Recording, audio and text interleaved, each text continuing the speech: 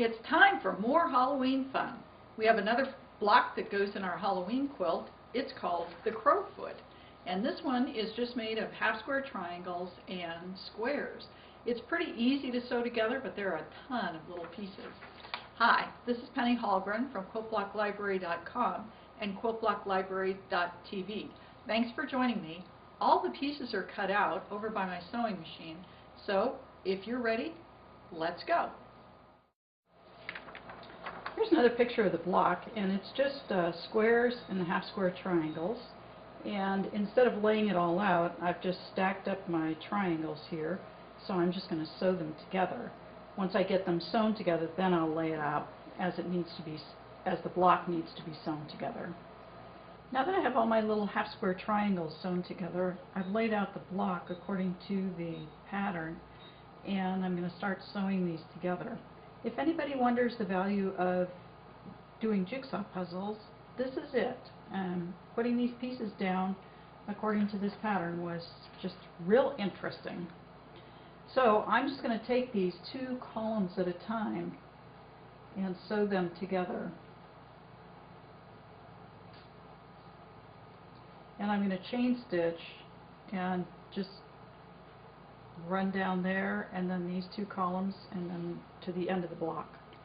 Now that the columns are sewn together, I'm going to take pairs of columns and sew them. So I'll just lift these up and flip them. And you have to do it a little bit carefully. And then what I'll do too is put a pin in the sides that I need to sew together. And I'll do the same thing with this column. Put this on top of there, put the pins in, and then sew them. Now we've got the columns sewn together, so it's time to take a check and make sure that everything is in the correct place. There are a couple of different ways you can sew this together. One is to take this half and fold it on top and then sew down the middle, and then you'd just be stitching the rows together. The other is to take these rows and sew them together on each side and then stitch the center seam.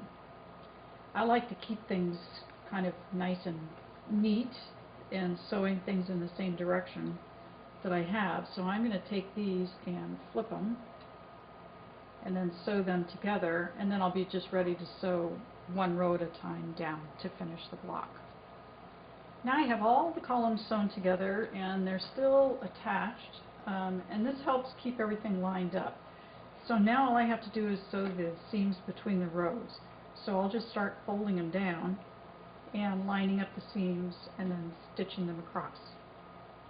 Now these top two rows are sewn together, and I'm ready to just continue on down, and I will just work my way down the rows. Sometimes I'll start at the top and then get to the center and then sew the seams up from the bottom. But in this case, because I want to be sure that my seam allowances are facing in opposite directions from each other, the easiest way to do that is just to continue down from top to bottom, or from bottom to top. This Crowfoot block is all finished and ready to be added to our Halloween quilt, or whatever quilt you want to. This, like you saw, has a ton of pieces in it, half square triangles and squares. They're pretty easy to sew, but you need to be careful not to stretch the bias edges. Thanks for joining me. This is Penny Hallgren from QuiltBlockLibrary.com and QuiltBlockLibrary.tv. If you're not already over there, head on to QuiltBlockLibrary.com and get your free download of this Crowfoot pattern. Thanks again, and until next time, peaceful piecing.